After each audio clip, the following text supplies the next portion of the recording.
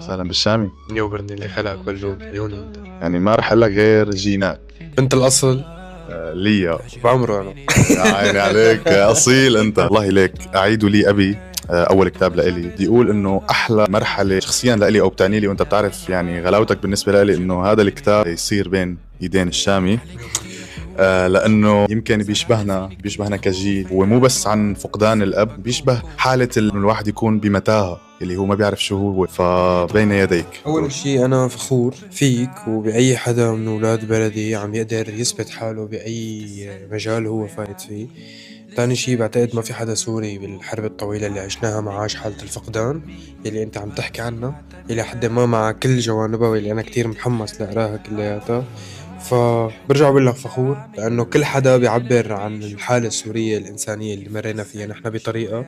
أنت بتكتب وأنا بغني وهو بيرسم، كلياتنا عم نعمل شي واحد بيصب بصورتنا الحلوة وبنمثل بلدنا وهويتنا قدام العالم. بدنا ناخذ وعد معناتها بالقراءه. والله ليك يعني أنا ككاتب لأنه مضطر دائما غذي هيك اللاوعي تبعي دائما بمصطلحات جديدة ودائما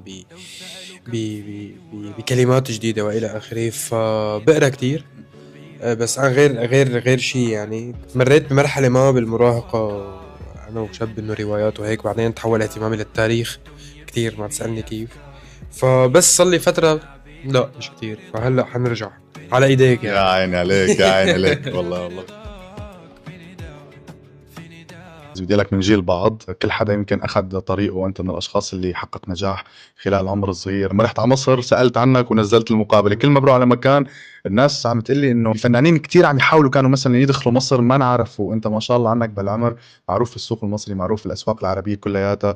اخر ديو عملته مع نجم الجيل، حدا اليوم بهذا العمر لماذا يطمح بعد ذلك؟ حقيقة عم جرب قدر الإمكان أخذ موسيقتي لبعد إنساني أكتر من ما هو بعد موسيقي. يعني أنت عم بتقلي دخلت مصر، إذا عم فكر كفنان دخلت مصر، أنا عم فكر كيف بدي أوقف على مسارح مصر، واللي بده يتعرف على الشام يعرفوا الخلفية اللي هو جاي منها وشو قصته، وكيف قدرت انتصر على لجوئي، وكيف قدرت مثل كتير سوريين كلياتنا نجحنا. ليك اليوم انت عم تتحول، عم تحقق احلامك بالحياة، وانا كذلك الامر، وكلياتنا كسوريين.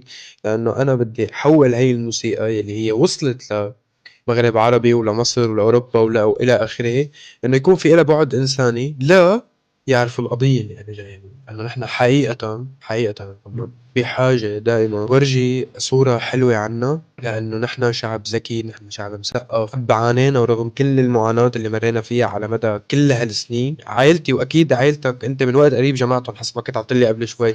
أنا عائلتي بعد ما قدرت أجمع، عندي جزء منها بأوروبا وبتركيا وإلى آخره، فنحن عايشين هاي الحالة. نحن شعب بنستحق التعاطف العالمي، بنستحق ينحكى عنه. عشنا وجع مثل اي وجع انحكى عنه على مستوى العالم والتاريخ. هذا اللي عم جرب اعمله دائما. ان شاء الله بتوصل للشيء اللي بدك اياه، وان شاء الله يعني هالقضيه اللي عم تمشي مشانها توصل لكل العالم، تغطي كل العالم.